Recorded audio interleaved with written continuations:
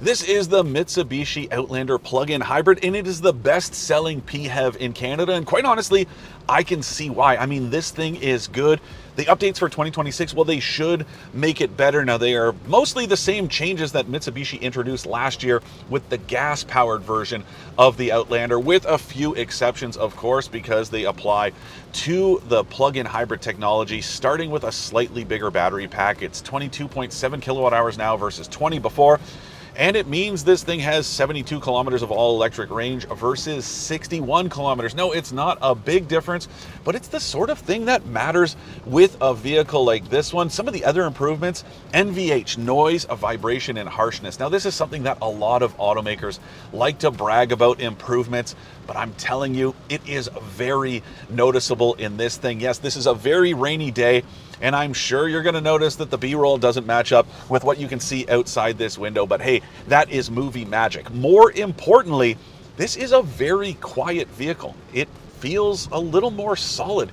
You don't hear a lot of what's going on outside, and it also means what's happening inside sounds better because this thing has those same Yamaha stereos that Mitsubishi introduced last year with the gas-only Outlander. There's an 8-speaker or a 12-speaker system in this top trim, and it just sounds better because there's less noise, vibration, and harshness in the door panels, the dash, the headliner, all of that stuff.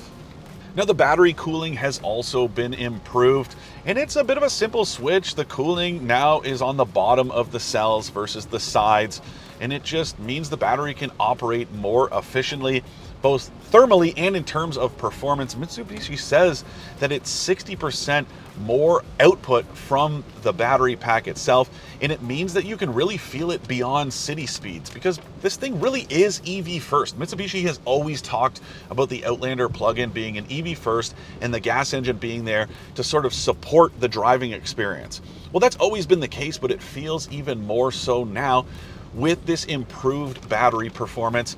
And then overall drivability is very nice. Suspension and steering tweaks, they have helped this thing feel smoother out on the open road.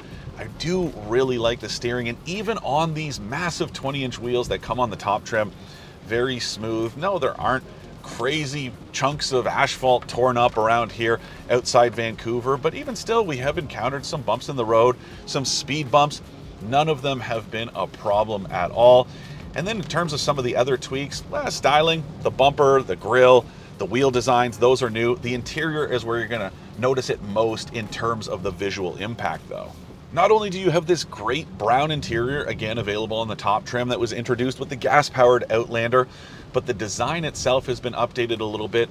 There's now a standard 12.3-inch digital instrument display behind the steering wheel, as well as a 12.3-inch touchscreen. And that is standard across the plug-in hybrid lineup. There used to be 8 or 9-inch units, depending on trim, but this bigger one is now standard. I gotta say, the graphics, well, some of them are a little laughable, especially the maps, but this does have wireless Apple CarPlay and Android Auto, and so far it has worked pretty flawlessly.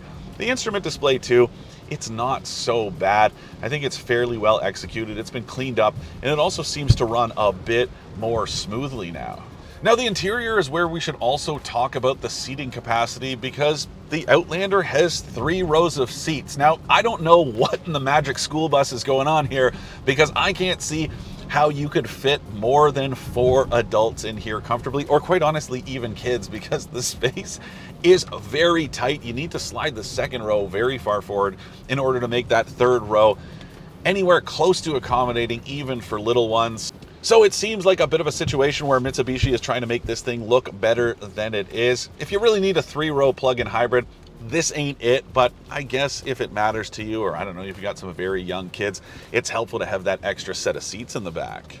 Now, in terms of pricing, you're looking at anywhere from about $52,000 before tax, but including freight, to $65,000 for this version I'm driving. Yes, that is a lot of money. The nice thing is the base trim does qualify for the newly introduced federal incentive, so that's going to chip away at that price tag just a little bit. I still don't think any of those prices are entirely unreasonable, though, especially in this top trim. Yes, that's a lot of money, but you can sort of see and feel where it's going.